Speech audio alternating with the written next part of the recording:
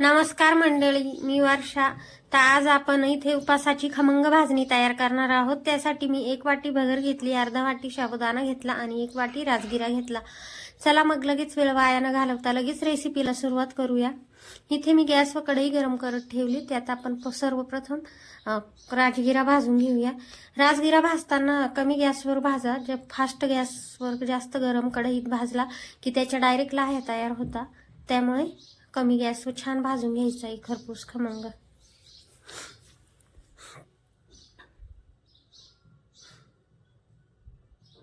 तर हे बघा, इथं राजगिरा उलटा पालटा करत राहायचा आहे म्हणजे तो छान भाजून जाईल. आणि ही काळजी घ्यायची की लाह्या होऊ नाही द्यायच्या राजगिऱ्याच्या शक्यतो.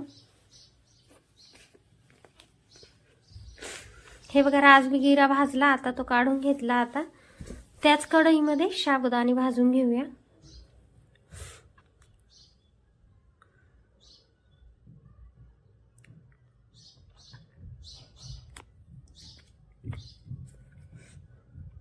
इथे पण छान शाबू भाजला आहे. आता त्याच कढईत पुन्हा भगर एक वाटी घालूया. भगरही छान भाजून घ्यायची आपल्याला.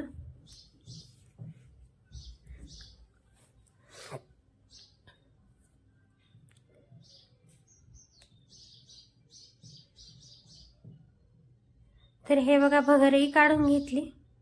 तर इथे असं भगर आणि शाबू मस्त थोडा वेळ गार पडू द्यायचे. आता मी तिन्ही जिन्नस एकत्र केले. आता आपण याला मिक्सरला दळून घेऊया. मिक्सरला दळताना थोडं जास्त वेळ दळा, कारण की राजगिरा लवकर बारीक होत नाही. त्यामुळे थोडं जास्त दळलं की मग त्याचं छान पीठ तयार होतं. तर हे बघा, अशा पद्धतीने इथे पीठ झालेलं आहे तयार. आता लगेचच आपण थालीपीठ बनवून घेऊया. इथे मी राजगिऱ्याची भाजी घेतली आहे. भोपळा छान बारीक चिरून किसून घेतला. हे बघा, अर्धी वाटी पीठ घेतला आहे. अर्ध्याला तर वाटीला थोडं वर पीठ आहे. त्यामध्ये किसलेला लाल भोपळा घातला. त्यामध्येच आपण ती राजगिऱ्याची भाजी थोडीशी गरम पाण्यातून काढून बारीक चिरून घेतली होती, ती घातली. आणि हे बघा, 2 चमचे हिरव्या मिरचीचा कूट घातला.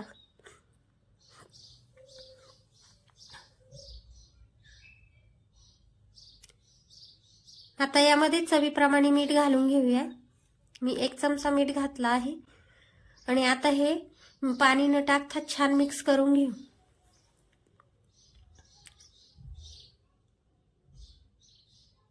आता थोडं थोडं पाण्याचा हात लावून हे पीठ थोडं मळून घेऊया.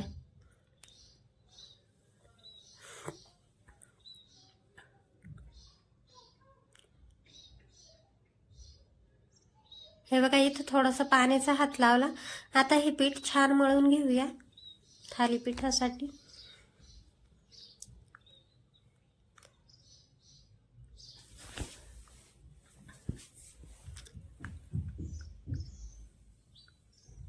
हे बघा, इथं छान पीठ मळून झालेलं आहे. आता याचे आपण थालीपीठ मस्त पळपटावर थापून घेऊ. त्याच्यावर एक कपडा आथरून कपड्याला थोडं पाणी लावून घ्यायचं आणि छान एक गोळा काढून घ्यायचा आणि तो गोळा पाणी लावून लावून थापून घ्यायचा. हे बघा असं.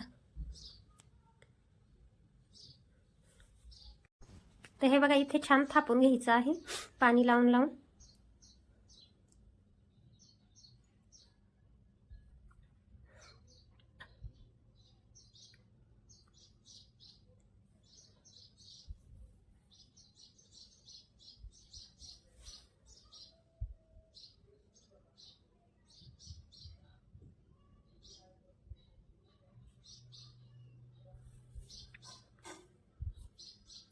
याला छान गोळे तयार करून घेऊ तूप किंवा तेल टाकण्यासाठी. आता गॅसवर तवा गरम करत ठेवला आणि त्यामध्ये हे थालीपीठ टाकून दिलं. छान आजूबाजूनी तेल किंवा तूप सोडून घ्यायचं. छान झाकण ठेवायचं. छान खरपूस भाजून द्यायचं.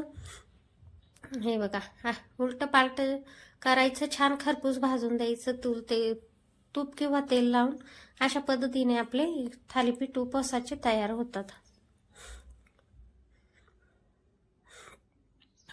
मी इथे तूप वापरलंय, तुम्ही तेलही वापरू शकता. तर अशाच पद्धतीने आपण दुसरंही थालीपीठ थापून घ्यायचं आणि दुसरंही भाजून घ्यायचं. पुन्हा एक दाखवते मी तुम्हाला. हे बघा, इथे दुसरंही टाकून घेतलं आहे. तूप सोडून घेतलं, पुन्हा झाकण ठेवलं, पुन्हा झाकण काढलं, उलट पालट करून घ्यायचं. हे बघा, तर अशा पद्धतीने आपले थालीपीठ तयार आहे. व्हिडिओ आवडल्यास लाईक करा, सबस्क्राईब करा.